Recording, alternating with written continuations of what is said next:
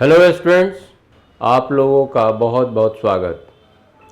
अब आप देखोगे कल जो हम लोग पढ़े थे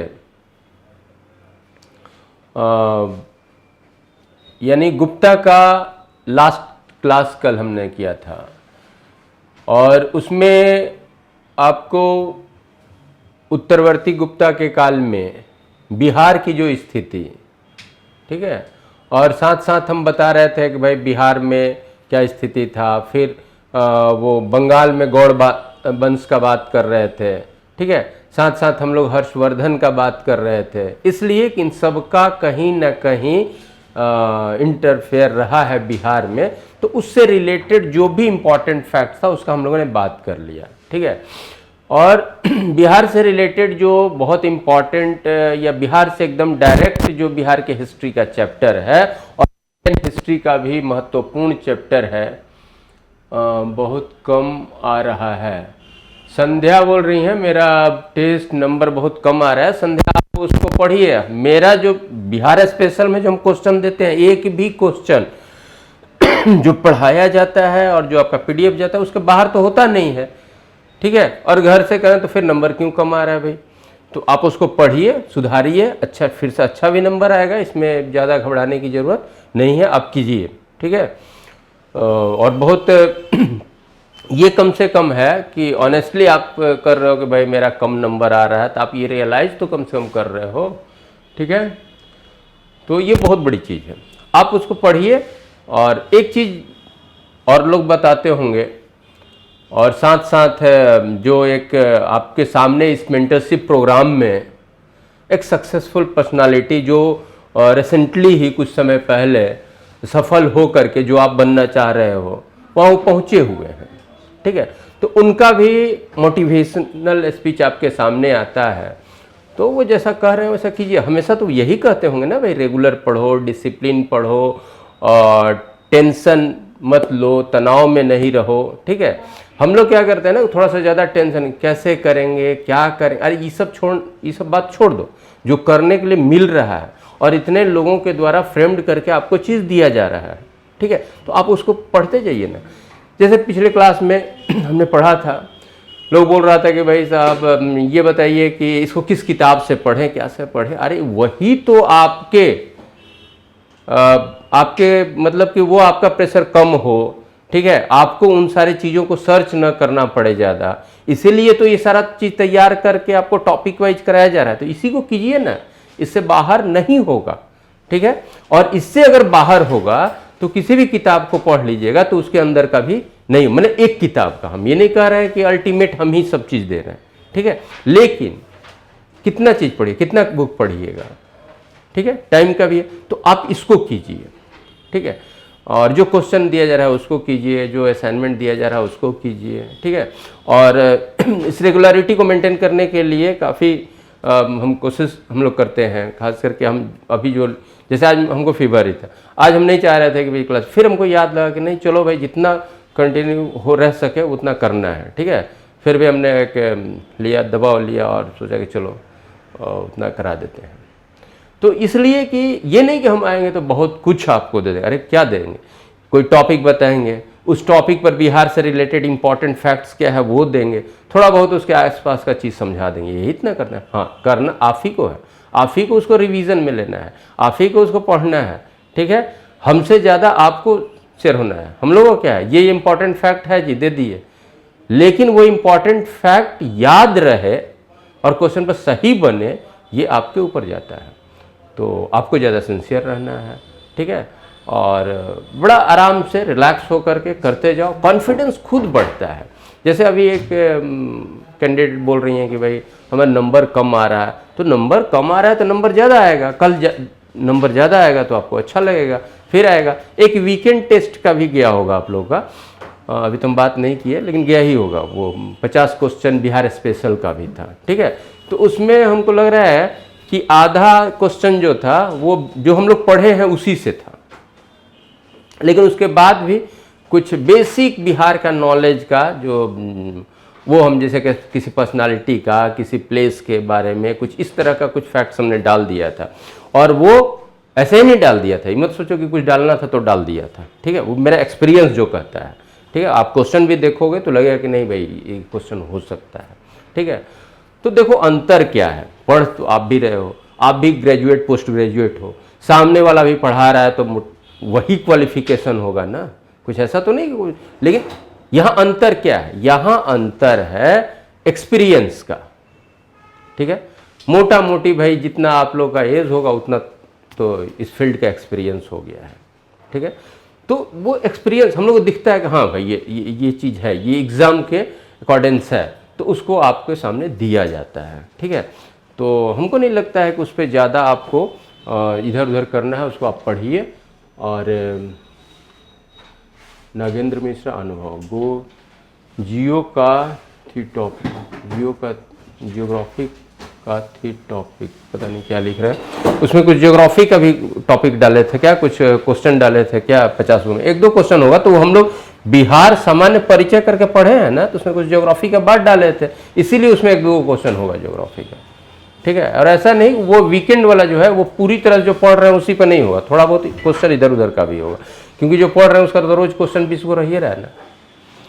तो इस तरह से करना है। चलिए आज हम लोग और चूंकि आप लोग हिस्ट्री का ऑलरेडी दूसरे पार्ट का आपका क्लास भी चल रहा है, एंसेंट हिस्ट्री का या दूसरे क्लास पार्ट का, अभी पूरा शेड्यूल हम थोड़ा देख नहीं है, तो वो पार्ट चल रहा है। तो हम ज़्यादा फोकस करेंगे बिहार से रिलेटेड फैक्ट का ही, क्योंकि वो जब हो ही रहा है तो उस चैप्टर को मैं डिटेल दूँ।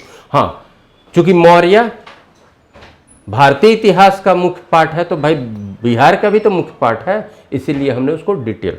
गुप्ता का भी यही बात है, इसीलिए थोड़ा डिटेल कराया गया, ठीक है। अन्य बातें जहाँ तक बिहार से रिलेटेड होंगी वही करेंगे, ठीक है। और थोड़ा जल्दी हम लोग निकलेंगे और फिर हम लोग क्या करेंगे, फिर और भी तो पार्ट पढ़ना है, तो हम लोग एकदम फोकस करेंगे बिहार स्पेशल पर, क्योंकि जो क्लास जिस चीज़ के लिए है ना उसका रिक्वायरमेंट फुलफिल होना चाहिए, ठीक है। और वो जो मैं करा रहा था तो ये नहीं कि मैं उसको ज़्यादा, क्योंकि वो बिहार से रिलेटेड था इसलिए उस पर ज़्यादा फोकस किए। वो सेंटर उसका जो था उस पीरियड का जो सेंटर था, उस पीरियड का जो डायनेस्टी का सेंटर था वो बिहार था, इसलिए उसको ज़्यादा किया गया, ठीक है। अब क्या है, अब जहाँ से बिहार तक में जहाँ होगा वहाँ तक हाँ थोड़ा सा काम किया कि आखिर ये कौन सा पीरियड है, कौन डायनेस्टी है, क्या है, इस पर थोड़ी बहुत चर्चा कर लेने से क्या होता है कि वो फैक्ट जो है थोड़ा फैक्ट से आदमी फैमिलियर होता है और वो फिर लगता है कि चलो याद हो जाएगा, यहीं का बात है ना, ये ना है, इस तरह से, इसीलिए उसकी थोड़ी सी चर्चा की जाती है। तो आप अभी देखोगे फैक्ट्स के पहले हम लोग आ जाएं, थोड़ा बात कर लेते हैं। देखो हमने पिछले क्लास में बताया था कि साहब 650 ईस्वी से 750 ईस्वी का जो काल है वो एक भारतीय इतिहास को एक मोटा मोटी तौर पर देखा जाए तो उसको हमने कहा था भाई राजनीतिक शून्यता का काल है। यानी 650 ईस्वी से 750 ईस्वी तक में कोई बहुत बड़ा राजवंश जिसका बड़ा क्षेत्र हो वैसा नहीं था। तो इसको भारतीय इतिहास के अच्छे बुक में इसको राजनीतिक शून्यता के काल के रूप में लिखा जाता है और बहुत जगह लिखा गया है after the period of political vacuum, ठीक है। ठीक है, तो उसके बाद तो आदमी तुरंत समझता है कि बात क्या हो रहा है यहाँ पर, 750 एडी के बाद का बात हो रहा है, 750 एडी से हो रहा है। अब 8वीं सदी यानी 750 तक का हम बात कर रहे थे, तो 8वीं सदी के मध्य में, ठीक है, हम ज़्यादा डिटेल नहीं जाएंगे, हम अपने बिहार पे ही आएंगे। 8वीं सदी के मध्य में, तो 8वीं सदी का मध्य बाबू क्या हुआ, 750 ईस्वी में। तो 8वीं सदी के मध्य में 3 मुख्य रूप से पावर जो थोड़ा उत्तर भारत के लिए टकराते हैं, उत्तर भारत के एक स्थान के लिए जिसका बड़ा व्यापारिक महत्व था, उसकी प्रोस्पेरिटी बढ़ गई थी, ट्रेड कॉमर्स में उसका बड़ा इंपॉर्टेंस उस समय बढ़ गया था, और दैट वाज कन्नौज। तो उसके लिए एक संघर्ष होता है जिसको भारतीय इतिहास में त्रिगुटीय संघर्ष कहते हैं। कन्नौज के लिए त्रिगुटीय संघर्ष, वही कन्नौज जहां मौखरी वाले को देखे थे, ठीक है, मौखरी वंश था जो बाद में हर्षवर्धन अपनी राजधानी वहां रखे। तो वही कन्नौज का राजनीतिक आर्थिक महत्व बढ़ गया, कब? तो 8वीं सदी के उत्तरार्ध में, 8वीं सदी के मध्य के बाद से उसका राजनीतिक महत्व और आर्थिक महत्व, वाणिज्यिक महत्व बढ़ गया था। अब क्यों बढ़ गया, क्या बढ़ गया, उस पर हम ज़्यादा चर्चा नहीं कर रहे। अब at that time 3 important power जो उस जगह के लिए संघर्ष में थे। एक यहां पर शक्ति आ गया प्रतिहार। हाँ, और हम ज़्यादा आज नहीं करेंगे, नहीं तो कलेक्टर है कि बड़ी कॉम्प्लिकेटेड होगी, तो कॉम्प्लिकेटेड नहीं करना है, सिंपल करना है, ठीक है। फिर बिहार से हमारा जो फैक्ट है वो हम लेके चलेंगे। अब यहाँ का शासक उशक से हमको, और इधर एक हो गया बंगाल क्षेत्र में, बंगाल बिहार क्षेत्र में पाल, और साउथ का एक हो गया राष्ट्रकूट। ये राष्ट्रकूट जो था ना बाबू, ये किसके बाद, ये राष्ट्रकूट कहाँ कब आ गया? तो जो हम लोग बात किए थे वातापी का चालुक्य या बादामी का चालुक्य, और महानतम वातापी का महानतम चालुक्य शासक पुलकेशिन द्वितीय ने 620 ईस्वी में हर्षवर्धन को पराजित किया था। एक फैक्ट वहां से था बस यही, तो उसको हमने बस थोड़ा सा बताया था। तो उसी वातापी के चालुक्य के बाद जो राजवंश दक्षिण भारत में आया था वो राष्ट्रकूट था, ठीक है, राष्ट्रकूट। और किसके बाद? वातापी के चालुक्य के बाद। और राष्ट्रकूट के बाद फिर एक राजवंश आया, ठीक है, तो वो हुआ कल्याणी का चालुक्य। तो वातापी के चालुक्य और कल्याणी के चालुक्य के बीच में एक आया था राष्ट्रकूट। चलिए ठीक है, दक्षिण भारत का एक राजवंश राष्ट्रकूट, और इधर आपका राजस्थान से गुजरात, उन्हें उत्तर पश्चिम भाग में आपका राजस्थान क्षेत्र मानिए, राजस्थान से अब तो आगे तक गया, तो यहाँ पर प्रतिहार, एक प्रतिहार वंश हो गया। और इधर बिहार बंगाल क्षेत्र में पाल क्षेत्र, पाल वंश आया, ठीक है। अब और इनकी एक लड़ाई हुई किसके बारे, किस जगह के लिए? कन्नौज के लिए। और कन्नौज के लिए ये जो त्रिगुटीय संघर्ष हुआ, ये जो तीनों के बीच संघर्ष हुआ, इसी को त्रिगुटीय संघर्ष कहते हैं, ठीक है, कन्नौज का त्रिगुटीय संघर्ष। और ये कब की बात, ये तीनों पावर कब है अस्तित्व में? तो हमने अस्तित्व में नहीं, आने का बाद मोटा मोटी क्या बोलेंगे, 8वीं सदी के मध्य में, क्योंकि भाई 750 तक तो हम पॉलिटिकल वैक्यूम बोल दिए हैं ना, के मध्य में मोटा मोटी, यानी 8वीं सदी के उत्तरार्ध में, ये फिर मैंने सेकेंड हाफ में 8वीं सदी, यानी 750 और उसके बाद 750 ईस्वी के बाद, ये मोटा मोटी सबका ये है, ठीक है। अब इस पे हम ज़्यादा कुछ नहीं हम जा रहे हैं, और ना ये कन्नौज के त्रिगुटीय संघर्ष में हम बात करेंगे कि कौन जीता, कौन क्या किया, क्योंकि ये फाइनली एक आदमी नहीं जीता, इसमें बहुत बार हुआ है। पाल भी जीता, धर्मपाल भी जीता। धर्मपाल वहाँ पर अपना एक प्रतिनिधि स्थापित कर गया। ये हमारे बिहार के इतिहास के लिए इम्पॉर्टेंट होगा, क्योंकि इसका क्षेत्र हमारे तरफ था, ठीक है। तो धर्मपाल एक चक्रायुद्ध को, जब कन्नौज पर धर्मपाल का अधिकार हुआ तो चक्रायुद्ध को वहाँ स्थापित किया था, ये हमारे लिए इम्पोर्टेंट हुआ, ठीक है। फिर प्रतिहारों का भी, फिर राष्ट्रकूट में उस समय जब इन लोगों का संघर्ष चल रहा था, तो राष्ट्रकूट में उस समय आपका ये था, क्या कहते हैं, ध्रुव था। तो ध्रुव ज़्यादा प्रभावकारी हुआ, प्रतिहार शासक को पराजित किया। तो ये सारी बातें वहाँ पर जब मेडिवल या सर पढ़ाएंगे, वो प्री मेडिएवल पढ़ाएंगे या एंसेंट के क्रम में पढ़ाएंगे, तो वहाँ पर आपको प्री मेडिएवल में ये चर्चा होगी। अब ये हम लोग के लिए बिहार से उठेगा पाल, और पाल वंश की शुरुआत 750 ईस्वी से, 750 ईस्वी से। ये चर्चा हम इसलिए किए कि थोड़ा बहुत इस बात का अगर कहीं उल्लेख होगा तो आप कंफ्यूज नहीं कीजिएगा। तो 750 ईस्वी से पाल, और पाल वंश का संस्थापक था गोपाल। पाल वंश का संस्थापक गोपाल, और ऐसा भी कहा जाता है कि गोपाल जो है पाल वंश का पहला शासक या संस्थापक गोपाल, और कहा जाता है कि गोपाल जो था वो निर्वाचित शासक था, या समाज लोगों के सहयोग से, लोगों के द्वारा ये बनाया गया था। तो फिर ये इम्पोर्टेंट होता है। गोपाल के बाद कौन आया, फिर कौन आया, और कौन कौन इम्पोर्टेंट शासक हुए, ये सारी बातें आपके फैक्ट में दिया हुआ है। ठीक है। अब बंगाल क्षेत्र में जो पाल आया और पालों का प्रभाव आपका बिहार में भी, और उस समय मुंगेर जो था, मुंगेर इनके लिए पॉलिटिकली बड़ा इम्पोर्टेंट जगह था। और ये भी है कि इनका कुछ समय मुंगेर में भी राजधानी रही है। किनका, पालों का। ठीक है। पाल वंश वाले जो थे वो बौद्ध धर्म के संरक्षक थे, बौद्ध धर्म को उन्होंने संरक्षण दिया।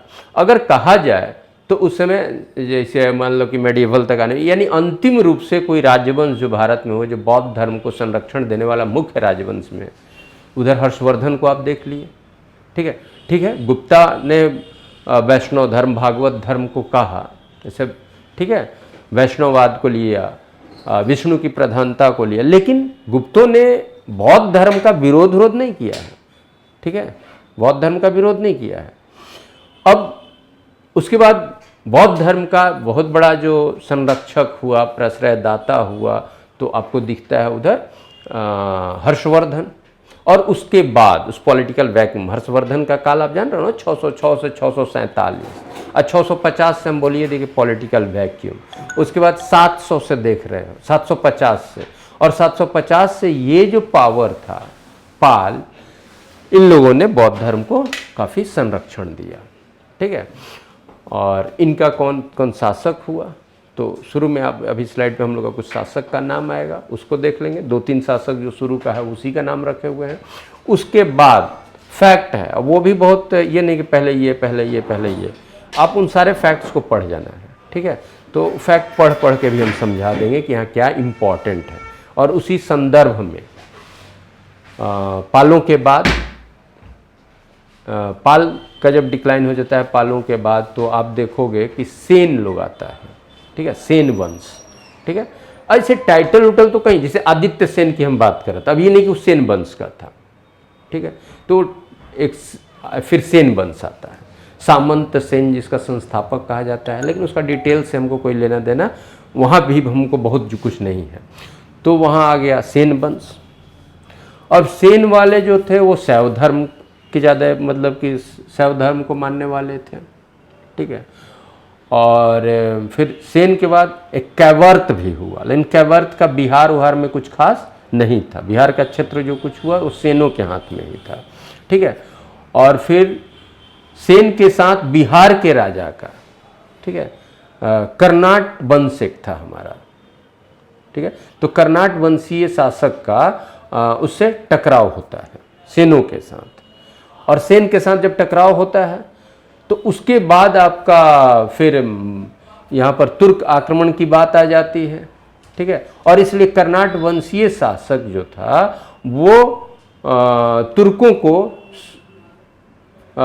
हेल्प करता है, किसके अगेंस्ट में, क्योंकि उनको सेन से उनका दुश्मनी था, तो सेन के अगेंस्ट में। उसमें कौन था, क्या था, ये थोड़ा 2-3 नाम जो है कर्नाट वंशीय शासक का वो इम्पोर्टेंट है।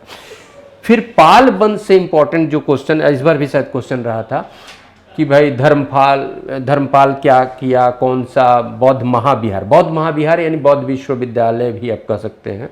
ठीक है। बौद्ध महाविहार, बिहार तो ऐसे होता है बुद्धिस्ट के रहने के लिए, लेकिन जैसे नालंदा महाविहार भी लिखा जाता है, नालंदा विश्वविद्यालय समझिए। तो विक्रमशिला विश्वविद्यालय हो गया, उदंतपुरी विश्वविद्यालय हमारा बिहार शरीफ में हुआ।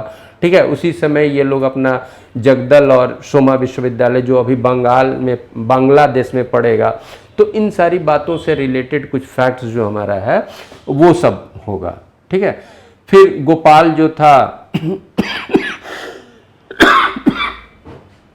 वो बौद्ध धर्म के लिए क्या किया, देवपाल एक शासक था, वो बौद्ध धर्म के लिए क्या अनुदान दिया, फिर धर्मपाल जो थे वो नालंदा विश्वविद्यालय के देख रेख के लिए 200 ग्राम दान में दिया। 200 ग्राम मैंने ये तौलने वाला 200 ग्राम नहीं, 200 गांव, विलेज। और विलेज दान में देने का मतलब क्या होता है कि वहाँ का जो रेवेन्यू होगा वो इसके देख रेख में खर्च होगा। तो इस तरह के कुछ फैक्ट्स हमारे पास हैं, तो उन फैक्ट्स को हम लोग पढ़ लेंगे। तो बिहार से रिलेटेड वो फैक्ट हैं, बिहार के एग्ज़ाम से रिलेटेड फैक्ट हैं, और उस पर 20 क्वेश्चन भी हमने अभी बना दिया, भेज दिया है।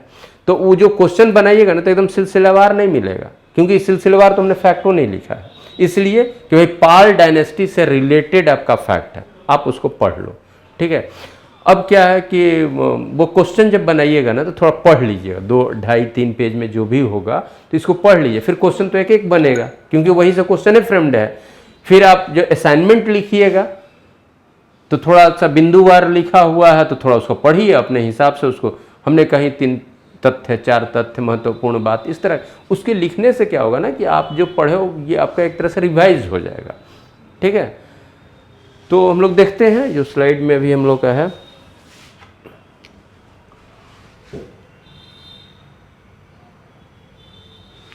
पाल वंश से बख्तियार खिलजी तक। अच्छा, ये टाइटल हम डाल दिए पाल वंश से बख्तियार खिलजी तक। बख्तियार खिलजी के आक्रमण जो बिहार पर हुआ वहाँ तक का जो इम्पोर्टेंट फैक्ट है हमारे बिहार से संबंधित, उसको यहाँ पर रखा गया है। एक एक फैक्ट को हम पढ़ लेते हैं। हर्ष के साम्राज्य के विघटन के बाद, हर्ष के साम्राज्य के विघटन के बाद 8वीं शताब्दी ईस्वी यानी 8th सेंचुरी एडी के मध्य में पूर्वी भारत में पाल वंश का उदय हुआ। तो ऐसा नहीं कि हर्ष के साम्राज्य के विघटन के तुरंत हर्ष मर गया तो हर्ष के बाद उसका साम्राज्य भी बहुत तेजी से विघटित हो गया था। तो पाल वंश का उदय हुआ। तो पाल वंश 8वीं सदी के मध्य में, तो मध्य यानी 750 ईस्वी में, ठीक है। अब है पाल वंश का संस्थापक गोपाल था। चलिए ये क्वेश्चन हुआ कि पाल वंश का फाउंडर कौन था। ये आप लोग जानते भी होंगे, हमको मालूम है ये सब कोई चीज़। पाल वंश का फाउंडर कौन था? गोपाल। गोपाल ने अपना अधिकार शीघ्र ही बिहार के क्षेत्र में विस्तारित किया, ठीक है। पाल वंश के आरंभिक 3 शासक, ठीक है। और गोपाल की राजधानी भी बताया जाता है कि मुंगेर में, लेकिन कब, शुरू से बाद से, ये थोड़ा कंफ्यूजन है। तो आप जानिएगा कि पॉलिटिकल इंपॉर्टेंस का एक साइट मुंगेर रहा और पालों की राजधानी भी मुंगेर में रही। और गोपाल के बारे में शायद ये गोपाल के बारे में एक सामान्य तथ्य है कि ये कहा जाता है गोपाल निर्वाचित शासक था, इलेक्टेड था। तो ऐसा इलेक्शन तो नहीं होता है ना सिस्टम से जैसा डेमोक्रेसी में होता है, यानी वो लोगों के सहमति से आया था। इस क्षेत्र में डार्कनेस की स्थिति थी, कोई अच्छा गवर्नेंस नहीं था, कोई अच्छा मतलब कि कोई पॉलिटिकल पावर नहीं था, तो लोगों ने उसे पावर हाथ में दिया, उसको राजा बनाया। तो गोपाल निर्वाचित, अब कभी क्वेश्चन आ जाए कि इसमें से कौन निर्वाचित शासक था, तो मारिए गोपाल। अब पाल वंश के आरंभिक 3 शासक, 3 गो शासक का यहाँ पर नाम हम पाल वंश का दे रहे हैं, ठीक है। इसके बाद और लोग भी हुए, फिर बीच में एक तरह से कमज़ोर हो गया था पाल, प्रभावकारी नहीं रहा था, इफेक्टिव नहीं रहा था। फिर उसका एक आता है महिपाल, तो फिर वो थोड़ा प्रभावकारी होता है।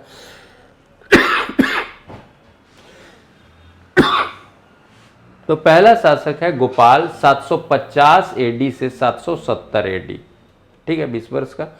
फिर है धर्मपाल 770 एडी से 810 एडी।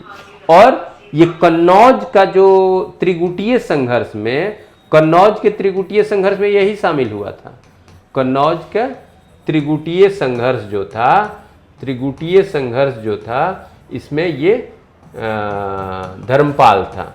और धर्मपाल कन्नौज पर एक बार अधिकार भी कर लिया था, बाद में हार भी गया था। और कन्नौज पर जब ये अधिकार किया था तो वहाँ पर अपना एक रिप्रेजेंटेटिव को, ये हम बोल भी चुके हैं, अपने एक रिप्रेजेंटेटिव को वहाँ पर बैठा दिया था, ठीक है। उसका नाम क्या बताया था?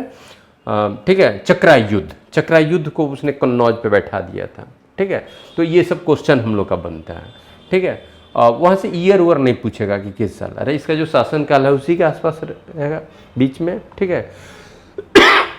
देवपाल इसके बाद हुआ 850 तक। तो ये शुरू के 3 इंपॉर्टेंट शासक हैं। अब इनसे रिलेटेड कुछ फैक्ट्स होगा, कुछ इनके बाद के जो किंग्स होंगे उनसे रिलेटेड फैक्ट्स होगा। तो उन फैक्ट्स को रिलैक्स वे में पढ़ना है, दोहराना है, और क्वेश्चन जो दिया गया है वो बनाना है। फिर सोचना है कि इस पर तो और क्वेश्चन हो सकता था, ठीक है, उस तरह से सोच करके उसको पढ़ जाना है। अब आप देखोगे पाल शासक धर्मपाल ने 8वीं शताब्दी के अंतिम चरण में, 8वीं सदी के अंतिम चरण, तो 8वीं सदी का अंतिम चरण यानी क्या 790 के आसपास, ये उसके बाद का देखो, ठीक है। तो अभी हम लोग देखें कि धर्मपाल का जो 810 तक न है और 8वीं सदी का अंतिम चरण, ठीक है। तो 800 तो हो गया 9वीं सदी।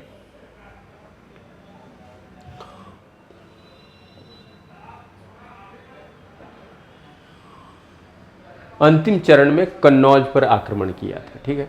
धर्मपाल ने चक्रा युद्ध को कन्नौज का शासक नियुक्त किया था और स्वयं उत्तरापत स्वामीन का उपाधि धारण किया था। तो ये क्वेश्चन भी पूछता है, किस पाल शासक ने उत्तरापत स्वामी का या स्वामीन का, ठीक है, उपाधि धारण किया था। ये एक बार नहीं पूछा है, 50 बार पूछ चुका होगा मैंने डिफरेंट एग्जाम में, और कहा जाए कि 51वां बार आप ही से पूछेगा तो ये भी गलत नहीं हो सकता। तो भाई इसको थोड़ा सा, उत्तरापत स्वामीन का उपाधि ये धारण किया। बहुत बार पूछा है ये सब क्वेश्चन, पहले बहुत पूछता था। तो धर्मपाल ने चक्रायुद्ध को कन्नौज का शासक नियुक्त किया, ऐसा कहा गया। लेकिन भाई शासक अपने, उसको इंडिपेंडेंट तो नहीं ना देगा, अपने कंट्रोल में नहीं रखेगा, इसीलिए ज़्यादा अप्रोप्रिएट वर्ड यहाँ होगा कि अपना प्रतिनिधि, ठीक है, अपना रिप्रेजेंटेटिव वहाँ नियुक्त किया। या शासक करके भी क्वेश्चन पूछे तो वो ये नहीं कि अब तो आप बताए थे प्रतिनिधि, यहाँ ऐसा कुछ नहीं, ठीक है।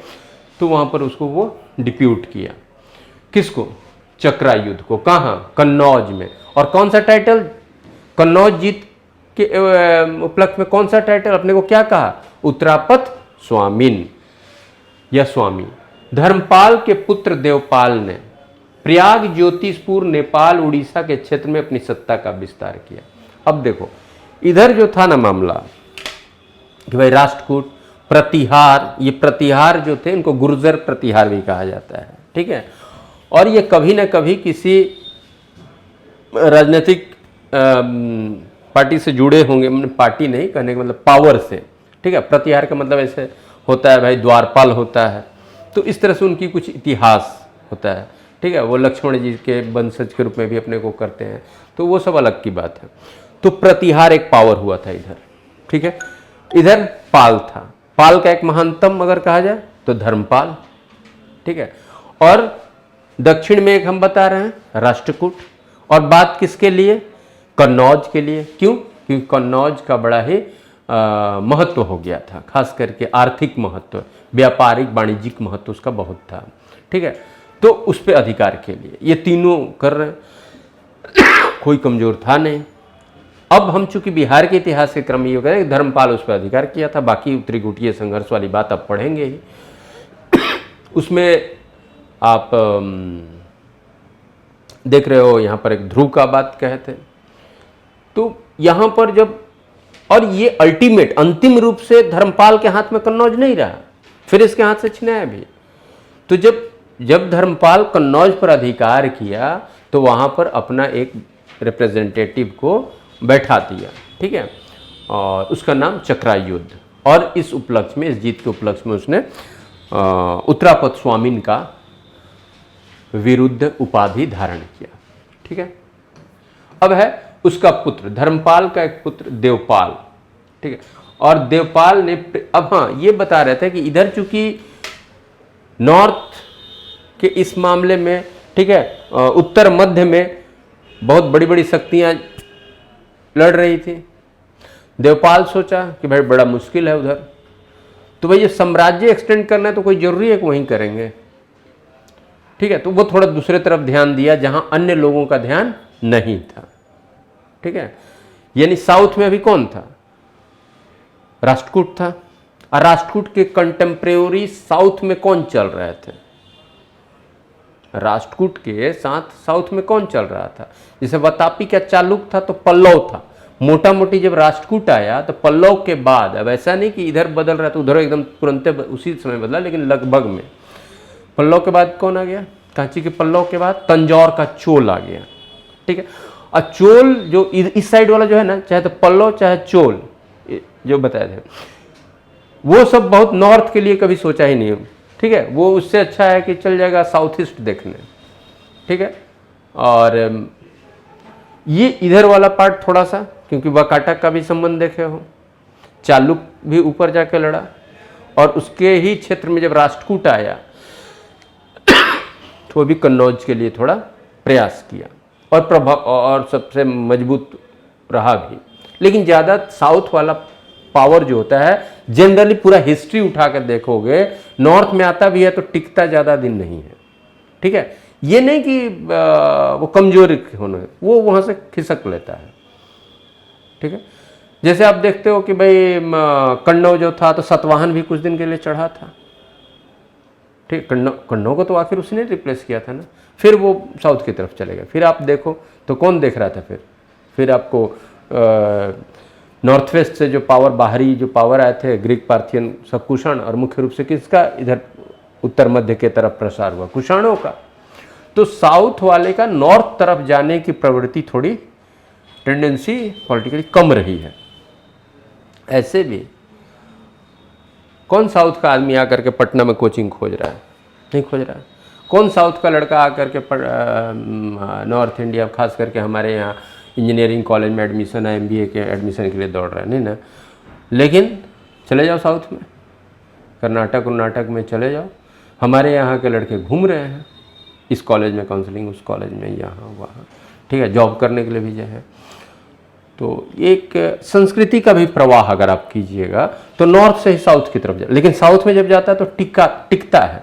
तो कंपैरेटिवली पुराना चीज़ कहाँ मिलेगा, साउथ में। धर्म के मामले में देखिए तो भाई ब्राह्मण धर्म, वैदिक धर्म का प्रसार, ठीक है, उत्तर पश्चिम में आ रहा है, उत्तर मध्य तक, उसके बाद में साउथ तक, फिर ऊपर में उत्तर भारत में फिर इन्फेक्शन लगा, दूसरा कल्चर प्रभाव किया, तो कंपैरेटिवली वो साउथ में वो ज़्यादा, कंपैरेटिवली मैंने तुलनात्मक रूप से ज़्यादा पुराना चीज़ वहाँ रहा। तो इस तरह की बात है, ये सामान्य रूप से मैं पावर का बात बता रहा हूँ। तो यहाँ हम क्या कह रहे थे, हाँ इसको पढ़ते हैं। धर्मपाल के पुत्र देवपाल ने प्रयाग ज्योतिषपुर, हाँ क्या बोले कि इधर भाई कन्नौज उन्नौज उत्तर मध्य में बड़ा मारा मारी चल रहा है, सब बड़का यहीं पर लड़ रहा है, तो हम कुछ इधर से ध्यान न दे करके किधर ध्यान दे, ये सोचा चल इधर देते हैं ध्यान, ठीक है। और वो इधर और थोड़ा इधर, वो प्रयाग ज्योतिषपुर असम। अब ये बाबू बहुत इंपॉर्टेंट है, आप जानते भी होंगे अगर तैयारी जो पहले से करा, क्योंकि इसमें बहुत लोग ऐसा है कि भाई 1-2 बार मेंस लिख लिया होगा, तो उन लोगों के लिए भाई ये ऐसा कुछ नहीं है कि हम बहुत बड़ा चीज बता रहे हैं, लेकिन रिवीजन तो होगा ना। आप सुन रहे हो 1 घंटा में, अगर फैक्ट जानते भी हो तो फिर रिकॉल तो होगा, इतना तो होना ही है, ठीक है।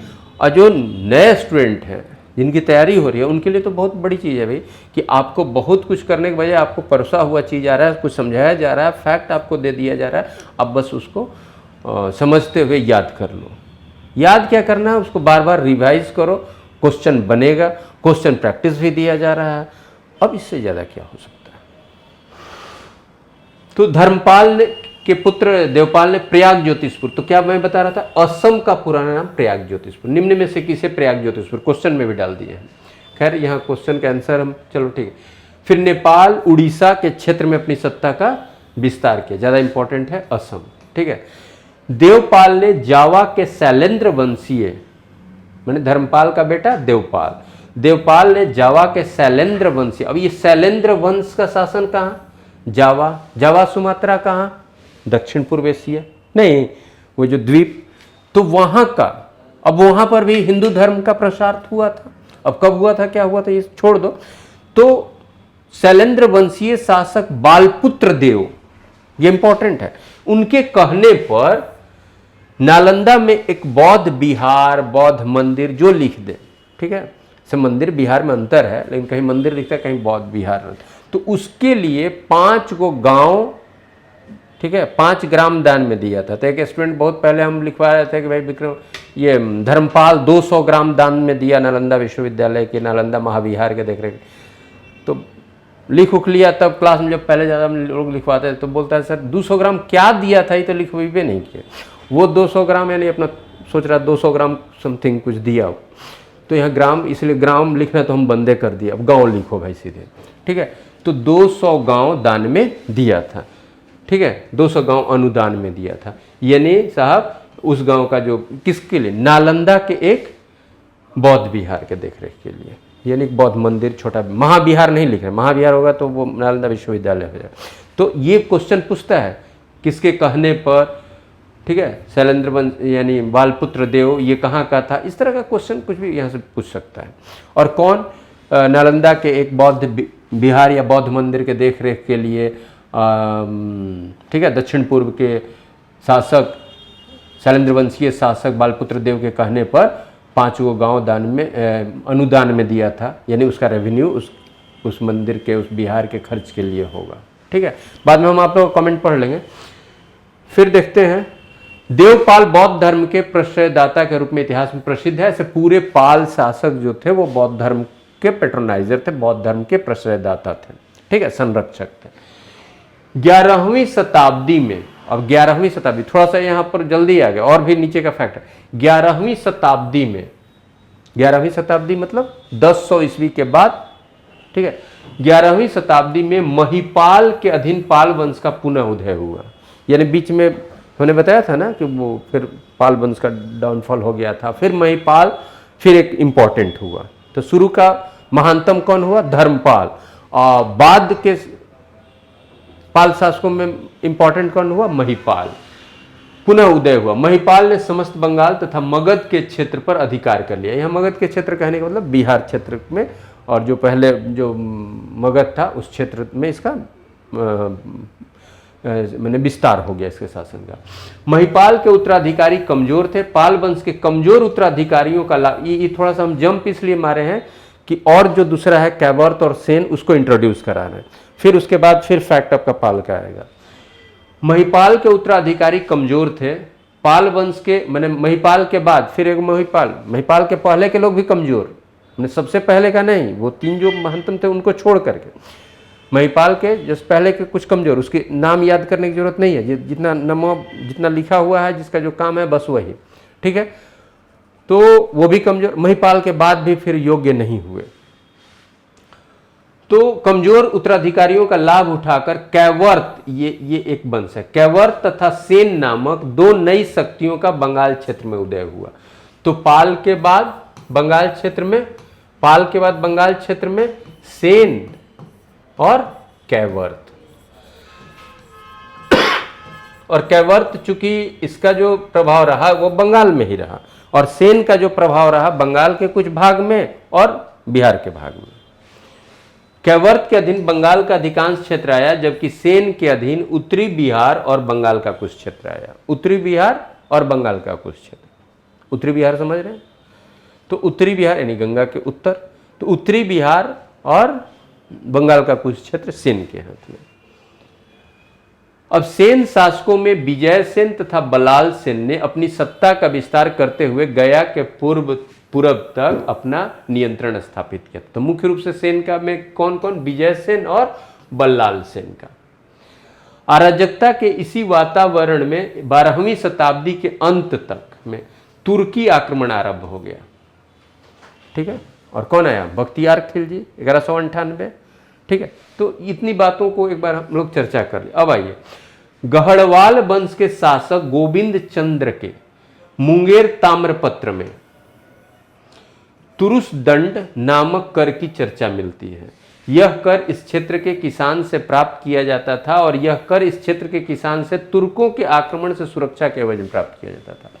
तो यह भी बिहार स्पेशल के इंपॉर्टेंट फैक्ट है, तुरुस्क दंड। तो तुरुस्क दंड किस लिए लिया जाता था, कोई भी स्थानीय शासक अगर ले रहा है तो भाई तुर्कों का आक्रमण होगा, उससे हमें रक्षा अपना करना है, तो उसके लिए हमको अपना साजो सामान ठीक करना है, तो यू हैव टू पे सम एडिशनल टैक्स, और उसको क्या बताया गया, तुरुस्क दंड, ठीक है। और इस बात का उल्लेख कहाँ है, गढ़वाल शासक गोविंद चंद्र, ठीक है, गढ़वाल वंश के शासक गोविंद चंद्र के कहाँ के, मुंगेर ताम्रपत्र में, मुंगेर ताम्रपत्र में अभिलेख में ये लिखा हुआ है।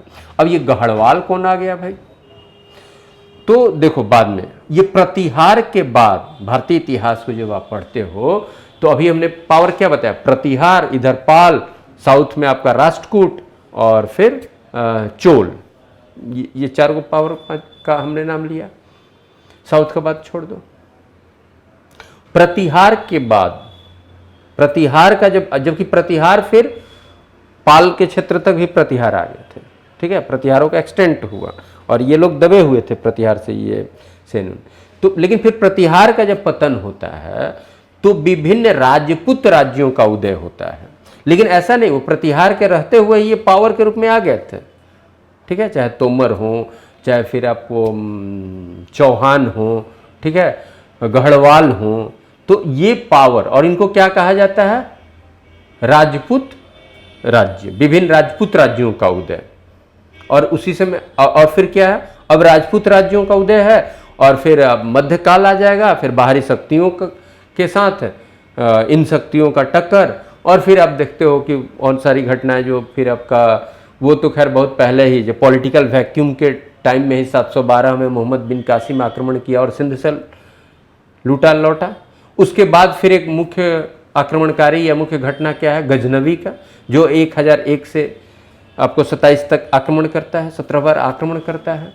और गजनवी के बाद फिर 12वीं सदी में, ठीक है, मोटा मोटी 1175 से फिर आक्रमण, 1175 से फिर किसका होता है, मोहम्मद गोरी का, और तराइन के द्वितीय युद्ध के बाद मोहम्मद गोरी स्थापित।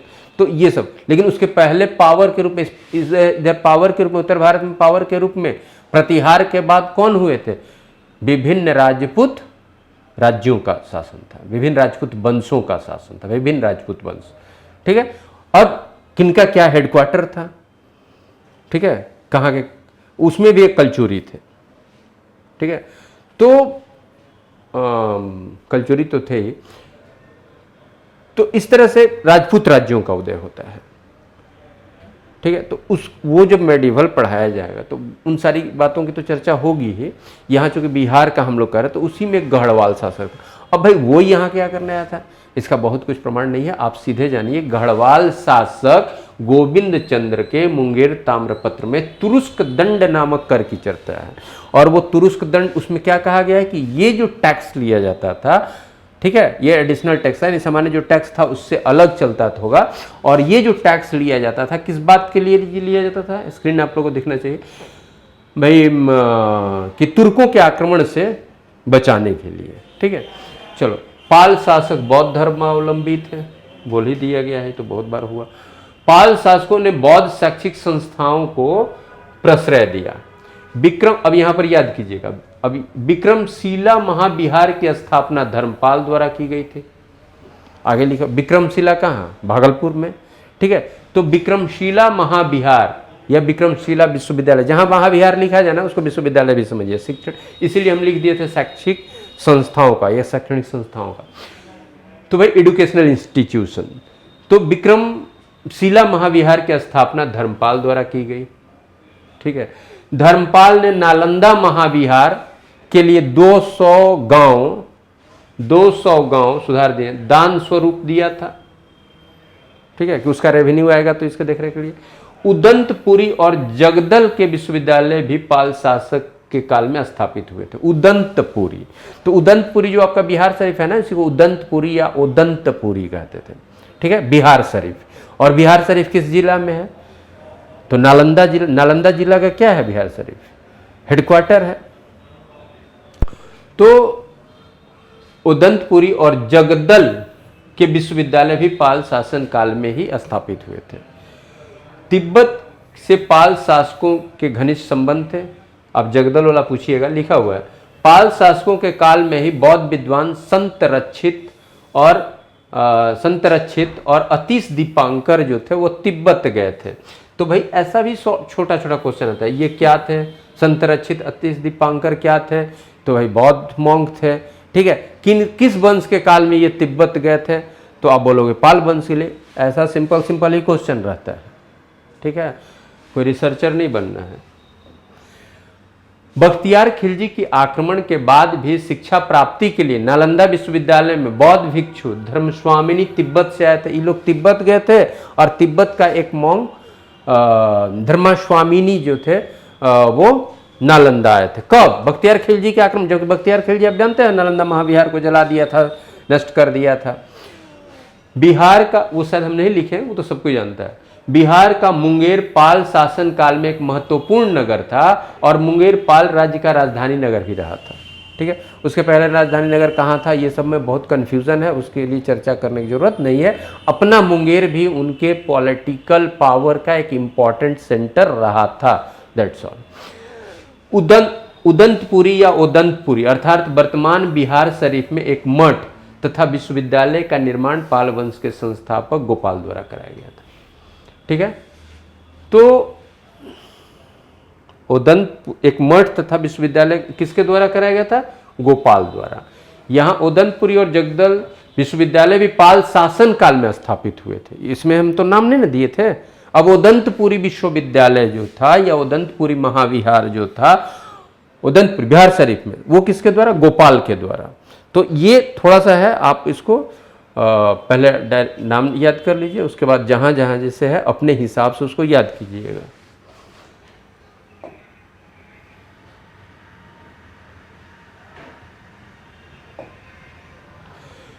भागलपुर में विक्रमशिला विश्वविद्यालय का निर्माण पाल शासक धर्मपाल द्वारा कराया गया, ये रिपीटेड है शायद। सोमपुर, पहाड़पुर, उसको जगह है पहाड़पुर बांग्लादेश में। महाविहार जो आज के बांग्लादेश में था, मैंने आज के बांग्लादेश में था, मैंने अब विश्वविद्यालय नहीं है इसलिए था लिख दिए, वो जगह तो है ही, धर्मपाल द्वारा कराया गया था। तो ये अब आपके याद करने का सब। जगदल महाविद्यालय जो वहाँ पर हम बताए उदंतपुरी और जगदल भी बने थे, ऐसा लिखा हुआ था। तो जगदल महाविहार या विश्वविद्यालय जो वर्तमान बांग्लादेश में था, निर्माण संभवतः रामपाल द्वारा कराया गया था, एक शासक रामपाल द्वारा ये कराया गया था। जबकि सोमपुर जो बांग्लादेश में है उसका निर्माण धर्मपाल द्वारा कराया गया था। ठीक है, तो ये सब इसको अपने से भी इसको थोड़ा सा लिख लीजिएगा, विश्वविद्यालय सबका नाम और उसको कौन कौन कराया। ठीक है, क्योंकि यहाँ से क्वेश्चन रहता है, किसने अनुदान के रूप में, ग्रांट के रूप में क्या दिया किसने, तो भाई 5 गो गांव दिया वो एक नालंदा के बौद्ध विहार को, और 200 गांव दिया धर्मपाल किसको, नालंदा महाविहार को। ठीक है, तो किसने क्या, तो ये सब इंपॉर्टेंट है, यही क्वेश्चन की संभावना होगी आपके एग्जाम में, तो ये सबको देखिएगा। पाल शासकों ने मूर्ति कला को भी विशेष प्रोत्साहन दिया था, और जहां कला संस्कृति हम पढ़ेंगे तो पाल कला, ठीक है, हम लोग की किताब में जो ये एक किताब जो बिहार सामान्य ज्ञान मेरे द्वारा ही लिखी गई है, और वो रुक्मिणी प्रकाशन से प्रकाशित किताब है बिहार सामान्य ज्ञान। ठीक है, तो बिहार सामान्य ज्ञान में एक आपको उसको क्या कहते हैं, कला संस्कृति, बिहार की कला संस्कृति पर भी बिंदुवार ही हम दिए हुए हैं। ठीक है, लेकिन उसी को पढ़िएगा तो उसको ढंग से लिखिएगा तो मेंस भी लिख सकते हैं। तो उसमें फिर हम लोग थोड़ा सा जो पाल कला का बात होगा उस पर भी देखेंगे, क्योंकि ऑब्जेक्टिव में भी क्वेश्चन आ सकता है, तो वो हम देख लेंगे वहाँ पर।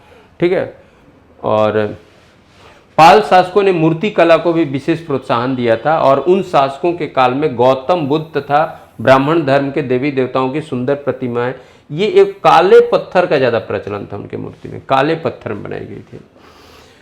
बिहार में जिस समय तुर्कों के सैन्य अभियान की पृष्ठभूमि बन रही थी, उस समय इस क्षेत्र में राजनीतिक अस्थिरता थी।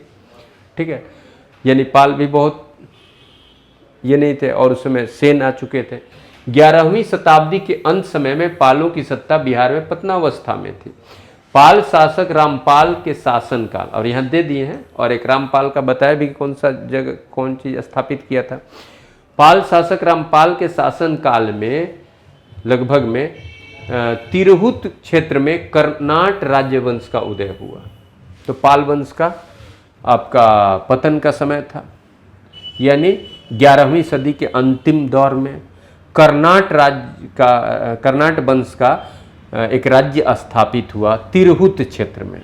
ठीक है, तो तिरहुत आप समझ रहे हो, तिरहुत क्षेत्र मुजफ्फरपुर से लेकर के वहाँ चले जाओ, फिर पश्चिमी चंपारण तक का क्षेत्र चला जाओ, तो ये तिरहुत क्षेत्र। तो इधर एक कर्नाट राज्यवंश का उदय हुआ, वो दरभंगा वाला भी क्षेत्र था। तिरहुट के कर्नाट राज्य का संस्थापक नन्यदेव था, तो ये नन्यदेव हुआ। तो वंश कौन, कर्नाट, कहाँ पर, बिहार के उस समय का जो तिरहुत क्षेत्र कहा जाता था, ऊपर का जो उत्तर बिहार का ऊपरी क्षेत्र जो था वो तिरहुत क्षेत्र। अब कर्नाट वंशीय राज्य की आरंभिक राजधानी सिमरावगढ़ में थी, और इसके बारे में कहीं देता है कि भाई चंपारण में, कहीं देता है कि वो नेपाल के तराई क्षेत्र में था। ठीक है, नेपाल के तराई क्षेत्र में इनकी आरंभिक राजधानी थी, नाम क्या था? तो सिमरावगढ़। सिमरावगढ़, ठीक है, किसका? कर्नाट वंशीय राज्य का। संस्थापक कौन था? नन्यदेव। ठीक है, किस? तिरहुत में। किसके समय? तो पाल के अंतिम चरण में, पाल वंश का जो प्रभाव था उसके अंतिम चरण में, पाल के पतन काल में, या 11वीं सदी के अंतिम चरण में। कर्नाट वंशीय शासक नरसिंह देव का संघर्ष बंगाल के सेन वंश के शासकों के साथ होता रहा। अब उसके बाद कौन आ गया वहां? सेन ना, तो सेनों के साथ इनका संघर्ष होता था। इसी कारण से नरसिंह देव ने तुर्क आक्रमणकारियों को सहयोग दिया था। किसके किसके खिलाफ? सेनों के खिलाफ।